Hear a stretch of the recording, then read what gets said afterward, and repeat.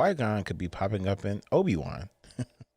Yeah, I know. It's so funny. Qui-Gon and Obi-Wan.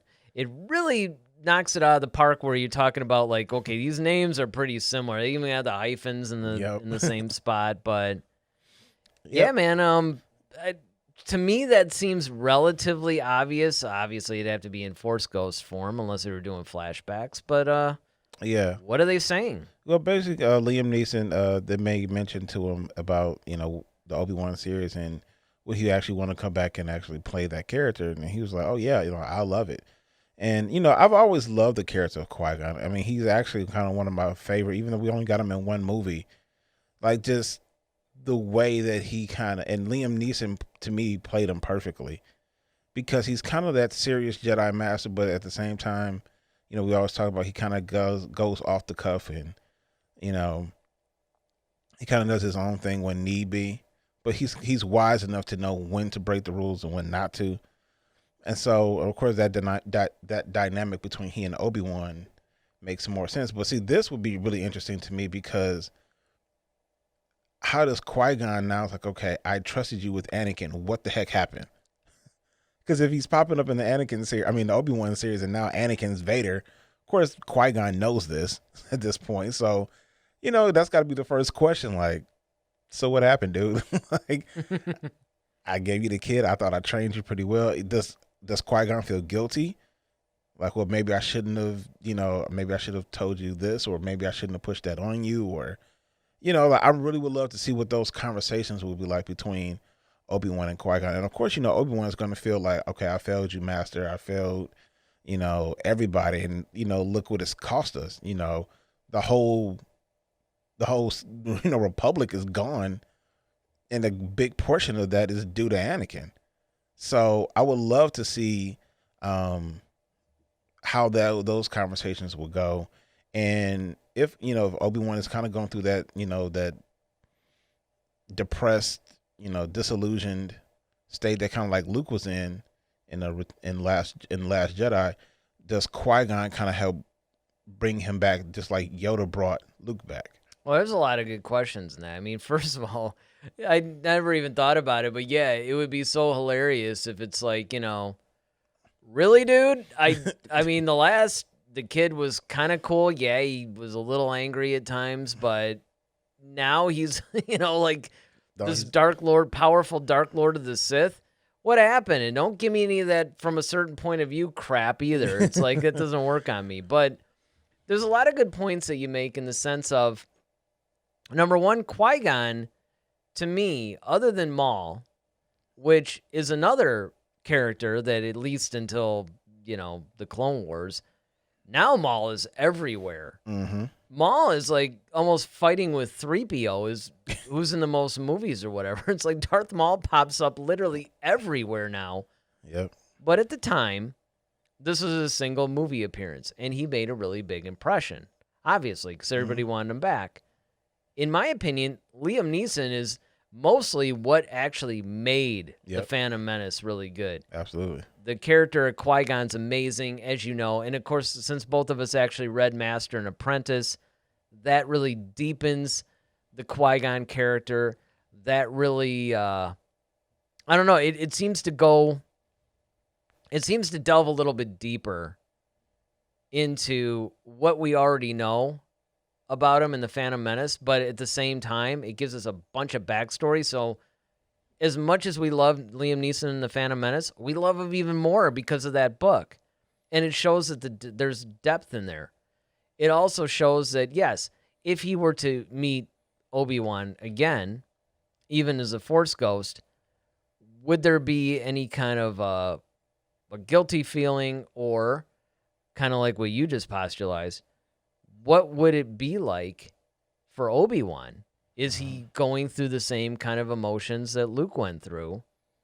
But now, much like you said, Yoda pretty much bringing him back, maybe Qui-Gon had to bring him back, because this is something that we don't really have too much in even the new canon, and we don't have a whole lot even in the expanded universe about the time between 3 and 4 where Obi-Wan was concerned. Mm-hmm. We don't really know a whole lot about what he's going through. I mean, the prequels did give us a little bit of a, okay, you're going to train, you're going to take care of them. In other words, the setup. Mm-hmm. But we never really get the payoff. In fact, if you look at the end of, say, episode 3, where they're doing their whole thing, right?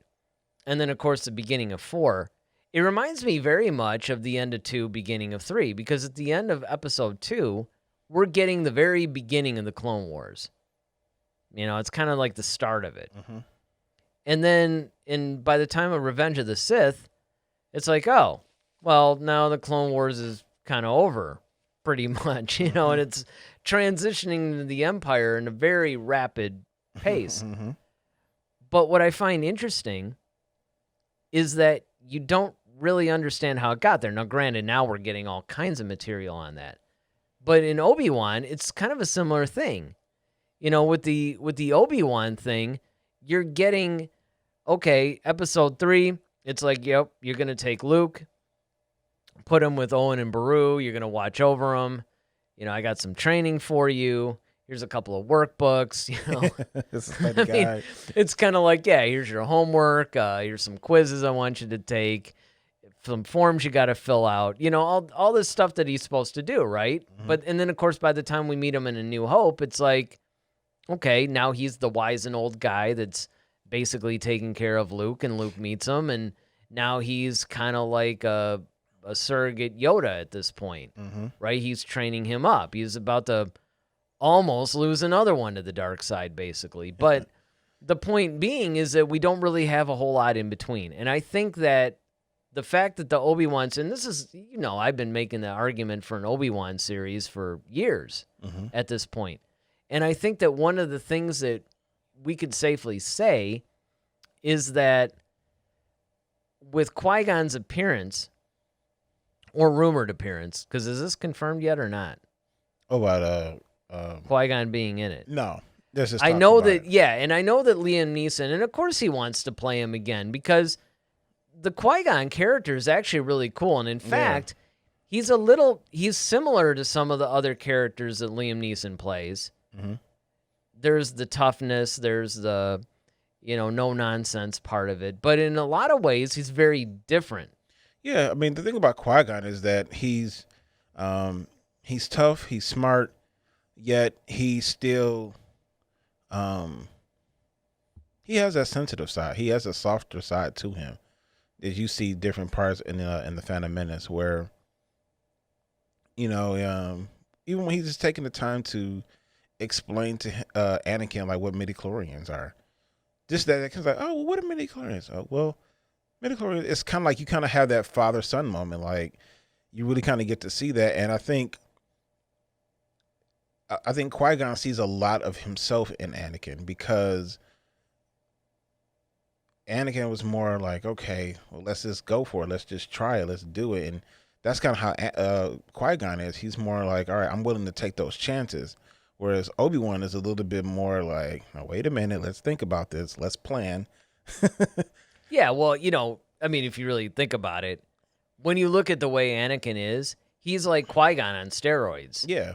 You know, he's just kind of hopped up on a little bit of fear and anger and attachment and all this, some of the dark sidey type stuff. But I mean, there's a lot of similarities definitely between Qui-Gon and Anakin. Mm-hmm. And that's why I think that, and we've said this on multiple shows, we may have even almost dedicated a show to this, certainly a segment to it, where if Anakin had been taught by Qui-Gon instead of Obi-Wan, things may have gone a little bit differently. I want to also, if Qui-Gon does pop up in the Obi-Wan series, I wonder if they're going to deal with or address Dooku. Yeah, I mean, this is a way that you can actually sort of tie in some of the prequel stuff with the original trilogy stuff, because once again, Dooku is weirdly absent from any mention. Yeah. I mean, even though granted so is Maul, I guess, but well, I mean, Dooku being a former Jedi, 2 being Qui-Gon's master. This is why I just think that Luke should have gotten more information from Yoda on Dagobah. You know, like, hey man, I mean, here's kind of how some, now again, Here's I a know there's, timeline. yeah, there's some nerd out there that's probably going to be like, well, he was out there for a couple of weeks. We don't know. We don't have record of every conversation. And that's fair. That's 100% accurate. I understand that. Absolutely right. For all we know, Yoda could have been instructing him. Yeah, but I'm saying, like, because remember there's that one scene where Dooku's like, if Qui-Gon was still here, and he's like, well, Qui-Gon Jinn would have never joined you. He was like, well, you don't know. You don't really know that. You really don't know your master like you think you do, basically. He was Yeah, and trying I to thought that insinuate. was interesting. Well, and again, And besides the Phantom Menace, I think, and I never really thought about it this way, the Master and Apprentice novel really affects that scene quite a bit. It does. And that's what I'm saying. Like, I think that it would really be interesting to see what those conversations would be like between Obi-Wan and Qui-Gon. And then you got to wonder, like, because, at the end of 3, Yoda says to Obi-Wan, on Tatooine, more training I have for you. He's like, training? He's like, yeah, from your old master. He's like, Qui-Gon? He's like, yep. Teach you how to commune with him, I will. So he's just like, huh? Now, you have to think about this, though. So, and you kind of alluded to it, that, all right, Obi-Wan was placed Anakin was placed in Obi-Wan's hands originally. Lost him. Now you have Luke in his hands. So you got to wonder, like, okay, is Obi-Wan really going to ask Qui-Gon, like, okay, what should I do? And maybe that's the reason why he came up with that whole, well, don't tell him that his father is this. Like, maybe that was a Qui-Gon thing and not just an Obi-Wan thing. So basically what you're saying is, hey, Obi-Wan, we're going to teach you this little game called From a Certain Point of View. Mm-hmm. So this is how you're going to talk to the kid or whatever and not tell him everything that's going on. I mean, I kind of like it. This can happen because it's like, well, I could see the fear. I could understand, because Obi-Wan really hasn't had much fear. But now that he knows that, like, okay, well, Anakin is like running the galaxy with Palpatine now. He knows how powerful Anakin is. So now it's like, because he's trained him as a Jedi, and then now he's faced off with him as a Sith Lord. Now, of course, over time, he knows Anakin's only going to get stronger as Vader. So he's kind of like, okay, well, I have a son of the same blood, so his son is going to be powerful. Once again, I'm going to be put in charge of him. What do I do? Because I screwed up the last time. At least that's how Obi-Wan's probably going to feel, especially at the very beginning. Now, closer to you get to 4, it may change. Well, did they confirm how many? Was it supposed to be like 6 episodes or something? Or yeah, so like limited. See, and that's the thing, is that they have a lot that they have to put. I mean, I remember at one point there were a lot of people going, well, I don't know, man. What are we going to see? He's making his weekly trips to the Mos Eisley market or something. I mean, a lot of people didn't think there was a whole lot of story there. And I've been telling people for years, like, guys, there's a lot really in there. And even though I agree that the Obi-Wan series should be a limited series, unless you make each episode like an hour, I'm hoping that they can cram all this stuff in just 6 episodes. Well, you will have to jump time a lot. Yeah, but I mean, In they're my already opinion. talking about Hayden Christensen being in this thing. Yeah. Now they might bring in Qui-Gon, which, don't get me wrong, it all makes sense. I mean, they need to do that, actually, because these are things that I think are very key to the story. Like you said, Qui-Gon thing was set up in episode 3. Well, the only thing I guess is we have to figure out at what point does this story start to take place, because we last saw it in 3. Okay, Yoda's telling Obi-Wan, okay, more training I have for you on Tatooine.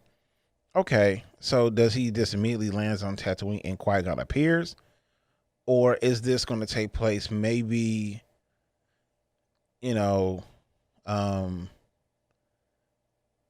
like when we see it in Rebels when he kills Maul, he's definitely gray. He's definitely that old wizened guy. Well, that's because but Luke at that is point, still relatively young though. He's still super young. Yeah. So it's like, okay, well, at what point does Qui-Gon pop up? Like, you know what I'm saying? Like, are we? Well, we have to. It's like you said. We have to know when this thing is starting, but we also have to know when it's ending. True. Because the scenes that you're talking about in Rebels, this is bumping up pretty close to Episode 4.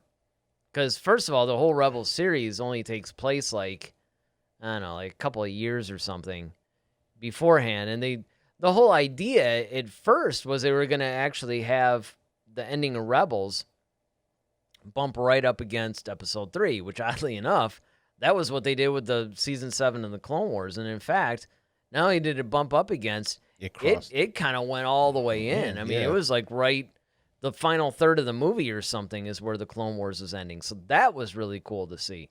So they could do something like that, where either they overlap 3 with Obi-Wan or 4 with Obi-Wan. If I had to guess, I would say that it probably it's kind of going to be like right in the middle.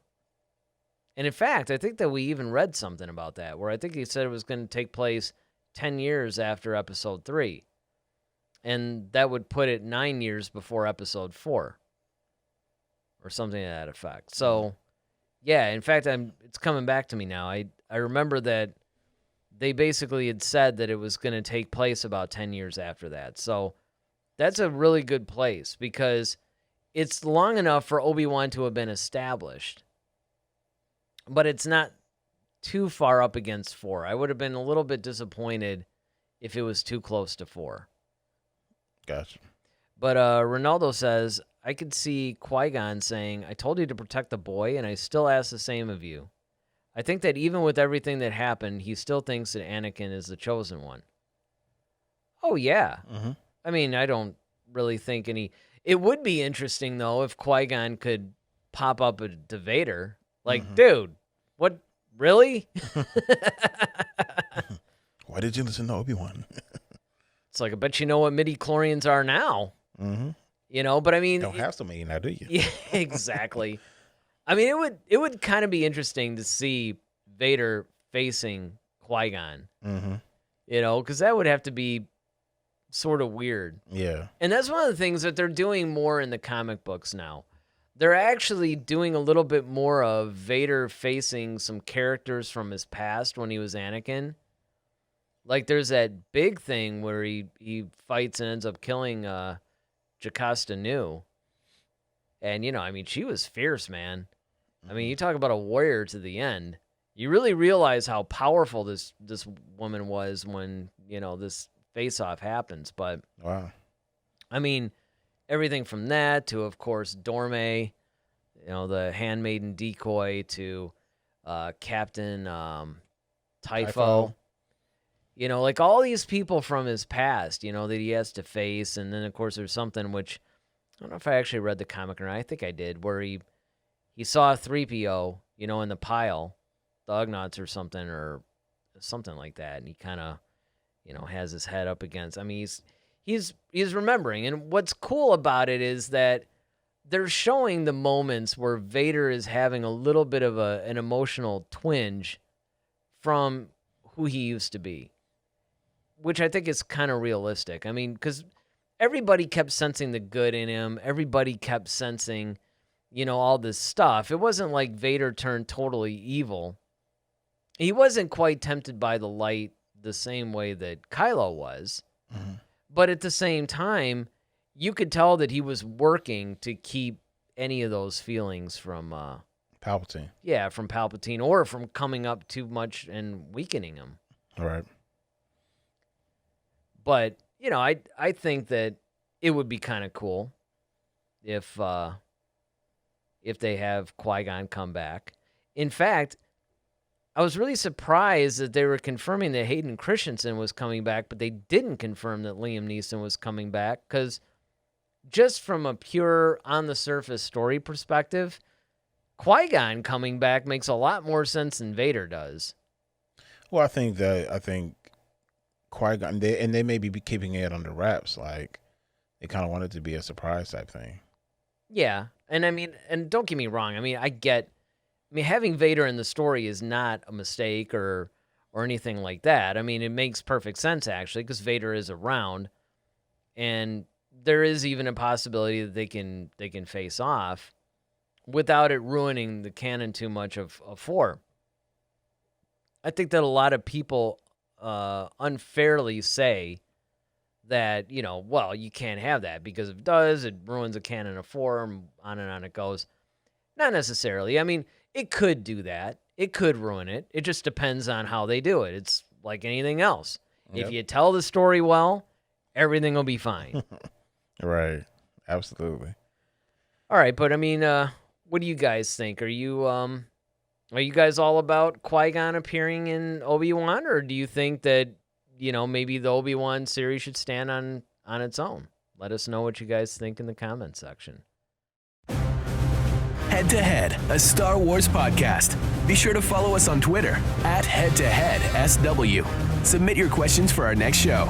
Visit our official website at headtoheadswpodcast.com. Until next time, may the Force be with you, always.